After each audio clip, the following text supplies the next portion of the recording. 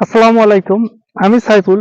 আবারও আপনাদের সামনে সেই শশার জমির ভিডিও নিয়ে আমি হাজির। এই শশা আমি এ প্যাটার্নের মাছা দিয়েছি। মালচিং পেপার ব্যবহার করেছি এবং আমি যে জাতটা এখানে করেছি, এই জাতটা আমি কৃষক হিসেবে বলতেছি, আমি এই জাতটা খুব ভালো দেখতেছি পারফরমেন্স। এই জাতের যদি বৈশিষ্ট্য বলি আপনাদের, তো এই জাতের শশা আমি প্রত্যেক গিঠায় আমি শশা দেখতেছি, ফুল জ্বালা অতি ভরপুর দেখতেছি। এবং এই শশার যদি আরো বৈশিষ্ট্য বলতে চাই, এই শশার ওজন আপনার 400 থেকে 500 গ্রাম পর্যন্ত হয়ে থাকে। 300 গ্রাম সচরাচর, 300, 350, 400 গ্রাম পর্যন্ত এক একটা শশার ওজন হয়ে থাকে। এত বড়। তারপরে তো এই গাছের হাইস্ট হয়ে থাকে। এই গাছ যদি আমি দেখাইতে চাই, প্রায় আপনার এখন প্রায় 6 থেকে 7 ফিট হয়ে গেছে। গাছের বয়স প্রায় আজকে 52, 50 থেকে 52 দিন। তবে এই জাতটা আমি মনে করি আরো দীর্ঘস্থায়ী, প্রায় 80, 90 দিন তারও প্লাস থাকবে, আমি আশা করছি এই শশা। তো এই শশা নিয়ে আজকে আপনাদের সামনে আমি আলোচনা করব। চলুন দেখে আসি এই শশা কি রকম ধরেছে, কি রকম ফুল জালে এসেছে, এই নিয়ে আপনাদের সামনে আজকে আলোচনা করব। দর্শক, শশায় যে পানি থাকে তা আমাদের দেহে বর্জ্য ও বিষাক্ত পদার্থ অপারেশনের অনেকটাই অদৃশ্য ঝাড়ুর মতো কাজ করে থাকে। তাই আমরা শশা বেশি বেশি খাবো, বেশি বেশি ফলন করব, বেশি বেশি আবাদ করব। নিয়মিত শশা খাওয়ায় কিডনিতে সৃষ্ট পাথর গলে যায়। দর্শক, প্রতিদিন আমাদের দেহে যেসব ভিটামিনের দরকার হয় তা বেশিরভাগই শশার মধ্যে বিদ্যমান। যেমন ভিটামিন এ, বি, সি ও আরও অন্যান্য উপাদান এবং রোগ প্রতিরোধ ক্ষমতায় শক্তি বাড়ায় এই শশা। দর্শক, এই জমির শশার কথাই যদি বলি আমি, মাশাআল্লাহ অনেক সুন্দর, অনেক ভালো, অনেক সুন্দর গাছ, অনেক ফলন, অনেক ফল, অনেক ফুল দেখতেছি এই জমিতে। মাশাআল্লাহ এই জমির শশা ইতিমধ্যেই 2বার হারভেস্ট করেছে। সবাই রমজান টার্গেট করে শশা চাষ করেছে। সবাই রমজানের প্রথম দিকে শশা লেগেছে। এই জমিতে তার একটু ভিন্নতা। এটা সামনে কেবল 2বার শশা উঠেছে, এখন একদিন পর পর এবং প্রতিদিন হয়তো বা উঠাবে।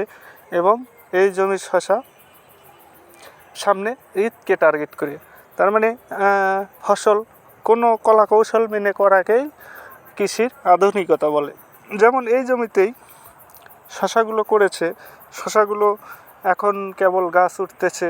যারা প্রথমে রমজান থেকে করেছে তাদের গাছ এখন শেষের মধ্যে, যার কারণে এখন এই শশাগুলো ঠিকমতো হারভেস্ট করতে পারবে এই কৃষক। জানি না বাজার কেমন যাবে, কি অবস্থা হবে, তার উপর ধারাবাহিকতায় বাজার নিয়ন্ত্রণ। তবে আমি আশা করছি বাজার এখন আমাদের বগুড়া, মহাস্থান, শিবগঞ্জের এইদিকে বাজার এখন মোটামুটি 25 থেকে 28 টাকা, 30 টাকা, 32 টাকা পাইকারি হিসেবে বিক্রি হচ্ছে।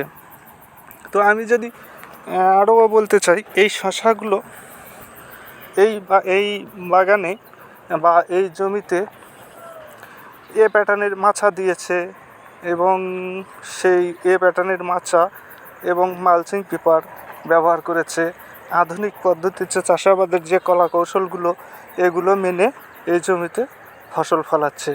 তো দর্শক, আসুন আমরা আধুনিক কৃষিতে আধুনিকভাবে যে কলা কৌশলগুলো, এই কলা কৌশলগুলো মেনে আমরা চাষাবাদ করব।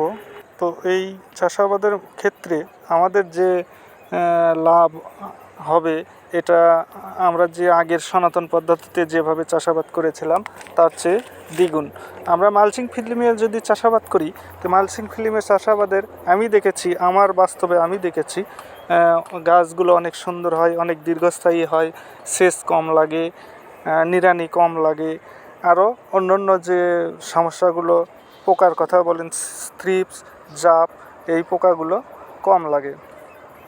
কেননা আমি দেখেছি আমার নিজের জমিতেই, আমি নিজেই দেখেছি এই ধরনের সমস্যা, যে সমস্যাগুলো সমাধান করতে খুব সহজ হয়ে থাকে।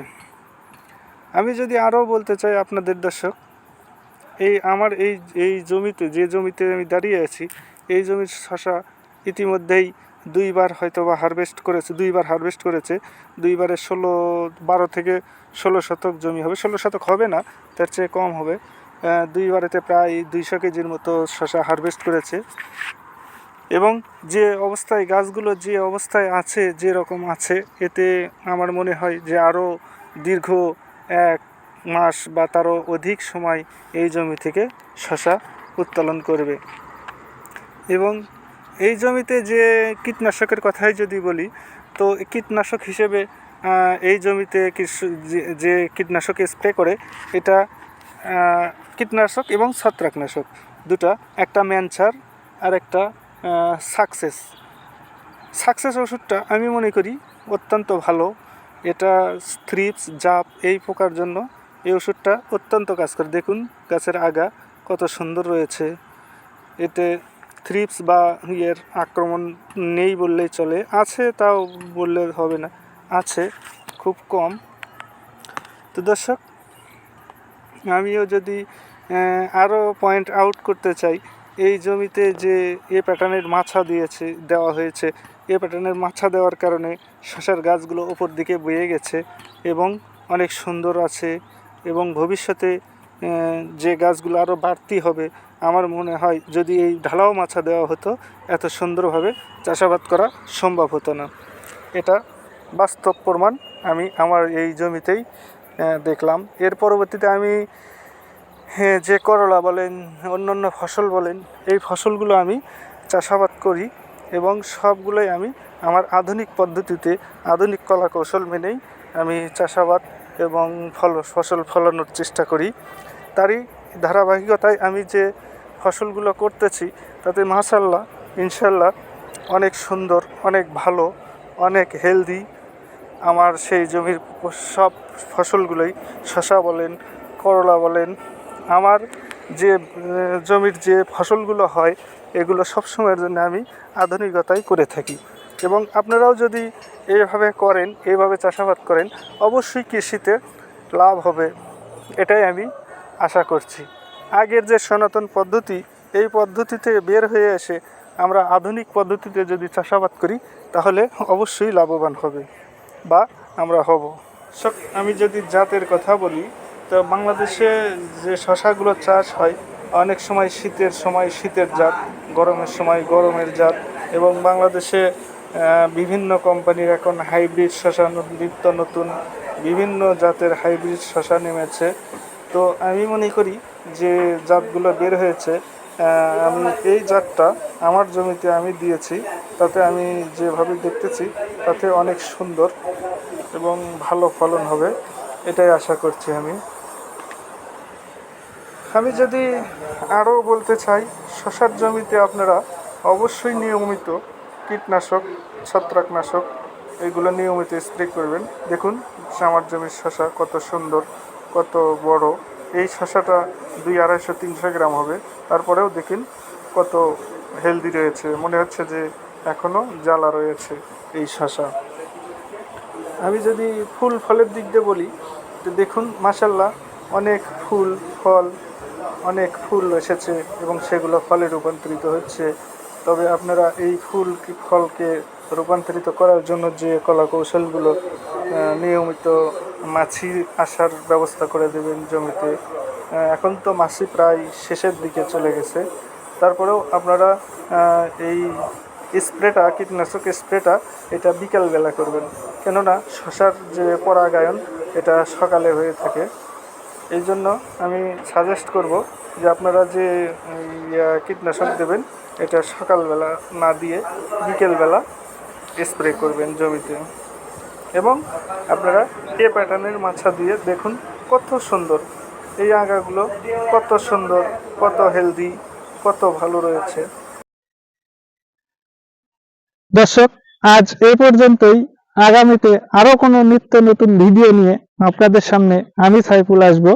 আজ এ পর্যন্তই। খোদা হাফেজ। আসসালামু আলাইকুম।